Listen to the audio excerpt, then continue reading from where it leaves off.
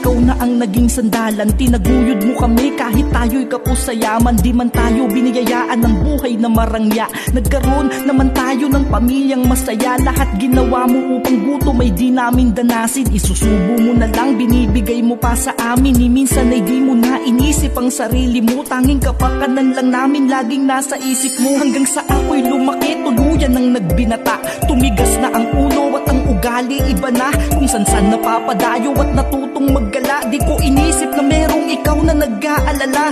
Walang pake sa sermon mo at pananalita. Tila pasok sa kanang tenga at labas sa kaliwa. Madalas kang talikuran sa iyong pagbubunganga. Hanggang sa tatanong mo na lang kung kumain ka na ba. Ikaw ang ilaw ng tahanan, sa aming nagbigay liwanag. Di alintana ang iyong pagod at hirap sa bawat pawis na pumapatak. At iyong mga bighating napapawi, makita mo lamang kaming nakangiti. Kahit anong kasalanan ko'y pilit mong pinapatawad. Sa halip na itakwil, hinigpitan mo pa ang yakap. Tunay ngang kahit na natiis ng anak ang magulang. Pero ang magulang di kayang tiisin ng anak. Lumaki kong taliwa sa lahat ng iyong mga utos. Lahat ng oras ko ay sa barkada ko inubos. Puro pagbubulakbol aking ina at paghalos. Kaya maging sa pag-aaral ay di nakatapos. Natutong uminom, laging umuuwing lasing. Basta kalokohan dun ako nagiging magaling. Bilang panganay ako sana'y dapat na maging katulong mo. Ngunit ako pa ang madalas na sakit ng ulo mo. Wala akong ibang ginawa kundi magpasarap.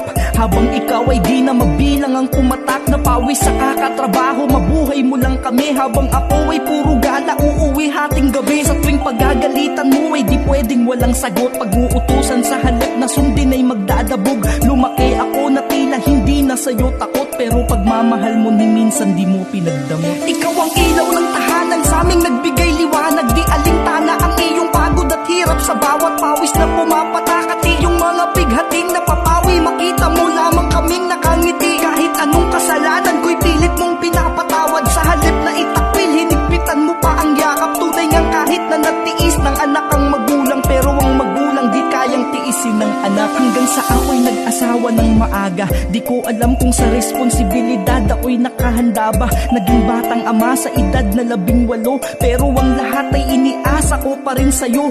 Pero pangako sa'yo ma, babawi ako. Pupunan ko na lahat ng pagkukulang ko sa'yo. Di man ako naging mabuting anak sa iyo noon. Pangako kong magiging mabuting ama ako ngayon.